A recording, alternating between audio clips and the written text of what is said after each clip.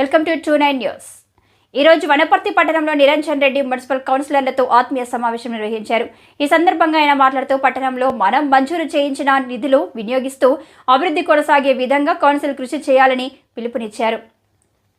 ప్రజలు మనకు అండగా నిలుస్తూ కేవలం 1.7% ఓట్లతో కాంగ్రెస్ పార్టీకి అధికారం ఇచ్చారు.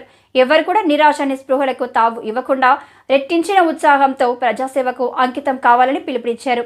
అందరం కలిసికట్టుగా పనిచేస్తూ పార్టీ ప్రతిష్టత కోసం అహర్నిశలు కృషి చేద్దామని అన్నారు. ఈ సమీక్ష సమావేశంలో chairman, vice chairman Gatti Yadav, Vakidi Srinivas, party అధ్యక్షులు P Ramesh Goud, media convener Nandimalla Ashok, Paranjyothi, Lakshminarayana, Bandari Krishna, Bhuvaneshwari, P Mahesh, Pakanati Krishna, Gopal Yadav తదితరులు పాల్గొన్నారు.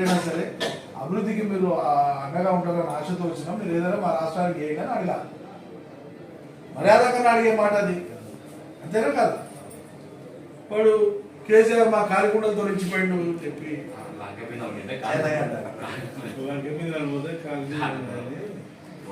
వాడు మాట్లాడింది ఏంది? రాష్ట్రాన్ని అధోగతి పాలు చేసి కేసీఆర్, అప్పుల పాలు చేసి కేసీఆర్. పత్రికలలో అప్పుడే అడిగిన వాడిని టీవీలలో, మరి కేసీఆర్ అప్పుల పాలు చేసిందంటున్నావు, రాష్ట్రంలో నిధులు లేవని నువ్వే మాట్లాడుతున్నావు. మరి నువ్వు వస్తే ఈ పథకాలను అమలు చేస్తా అని చెప్తున్నావు. ఎట్లా చేస్తావని నేను మరి ముందే ప్రభుత్వంలోకి వచ్చాకంటే ముందే ఎన్నికల ప్రచార సభలు అడిగి టీవీ డిబేట్లలో ఉంది. వాడు మాట్లాడింది ఏంది?